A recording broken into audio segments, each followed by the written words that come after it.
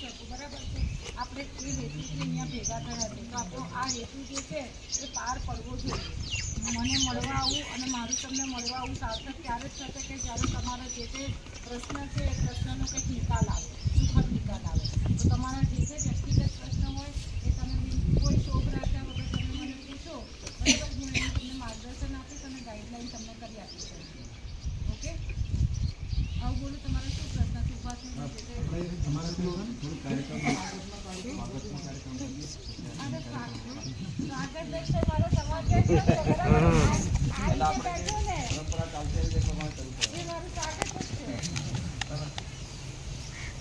આજથી રોજ આપણે ત્યાં અકોટાદર ખાતે આપણા હાઈકોર્ટના એડવોકેટ આશોદનજી આપણા હેલ્પ માટે, આપણા વિસ્તારીતોના હેલ્પ માટે અત્યારે ઉપસ્થિત છે। તેમનું સ્વાગત બાલુભાઈ એમનું સ્વાગત કરશે, જેથી આપણે જોરદાર કાર્યક્રમ કરીએ। બાલુભાઈ, બાબુભાઈ,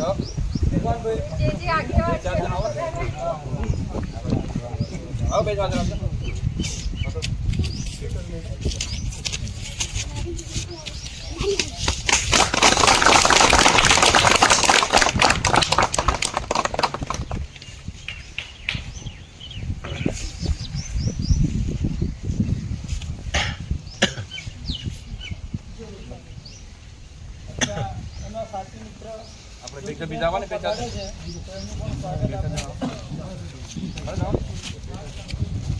હા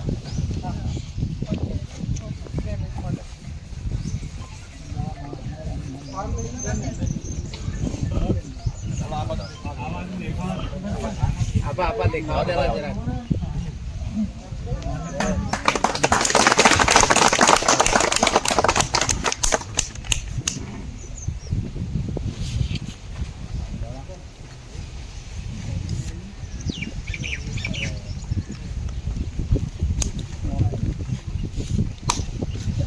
એડવોકેટ આશીષભાઈ સાથે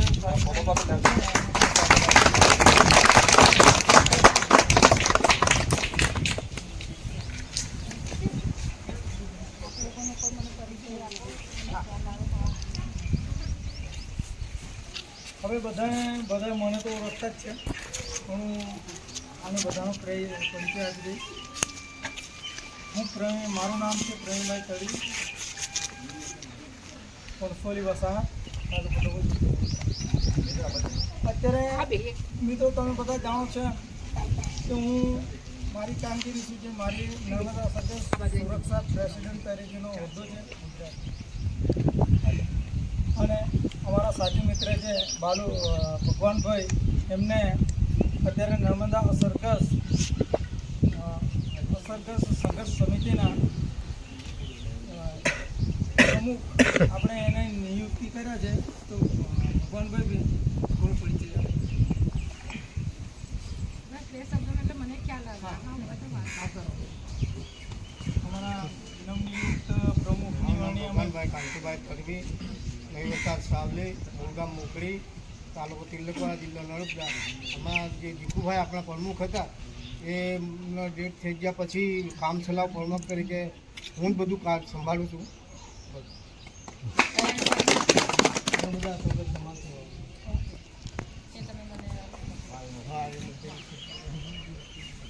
હમણાં લીગલી તો નથી પણ હજુ વરણી કરવાની બાકી છે।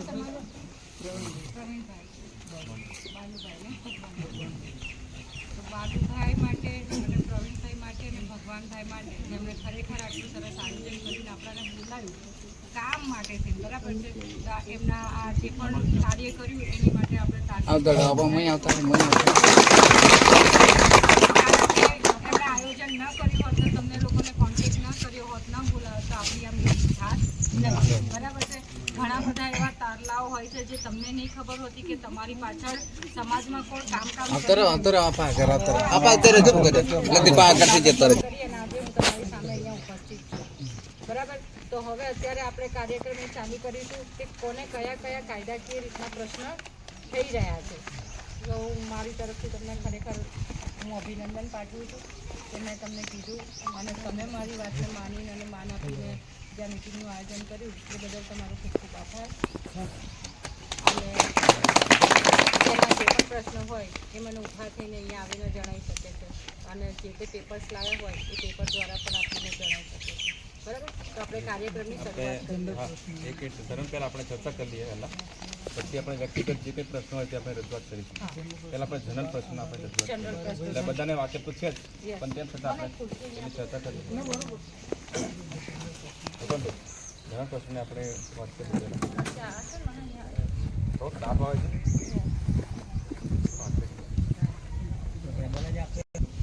બધા જાણો છો ભગવાનભાઈને તો આપણે બધાય વાકેફ છે, કેમ કે 1 વર્ષ ને 3 મહિના સુધી આંદોલન ચલાવવું એ નાની સૂની વાત નથી. 2,000 લોકોને આપણે ઓટલા પર ધરણા કરીને 1 વર્ષ ને 3 મહિના સુધી અમે આંદોલન કર્યું. એના જે અમારા અસરગ્રસ્ત સંઘર્ષ સમિતિના પ્રમુખ હતા જીકુભાઈ, એમનો પણ અત્યારે હાજર નથી, પણ ખૂબ ખૂબ એમનું યોગદાન હતું. ત્યાર પછી અત્યારે કાર્યકાળ એમને સંભાળવા માટે અમે એને આપણા ભગવાનભાઈને અત્યારે નિયુક્ત કર્યા છે.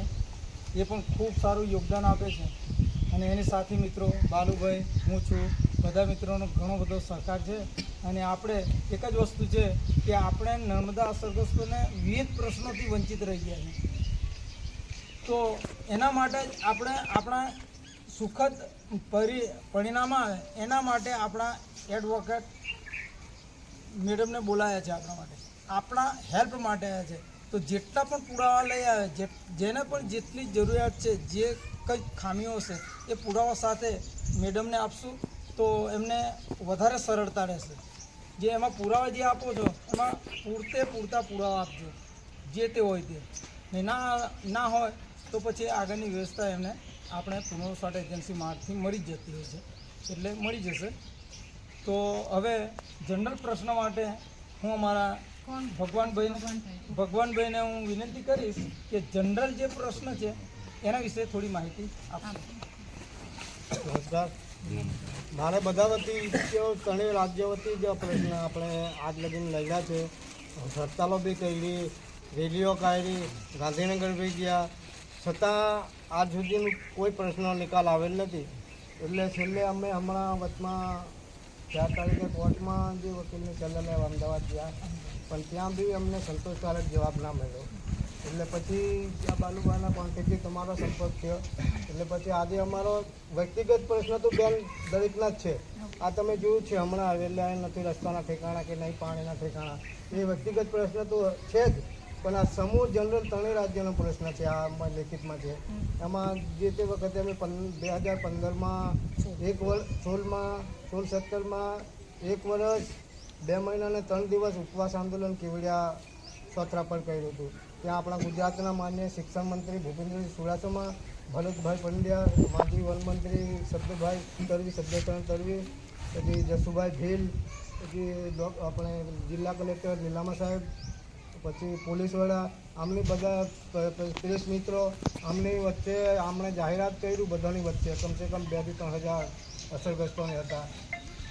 એમાં પેપર કટિંગ બી મૂકેલું છે અમે કે ભાઈ તમારા 6 મહિનાની અંદર તમારા જે કંઈ પ્રશ્ન હોય, જે કંઈ માંગણી હોય એ સંપૂર્ણ અમે એમ કે પૂરું કરી દઈશું એવું આશ્વાસન આપ્યું. પણ કોઈ કામ કર્યું જ ના આ લોકોએ. છેલ્લે 8 વર્ષ થઈ ગયા.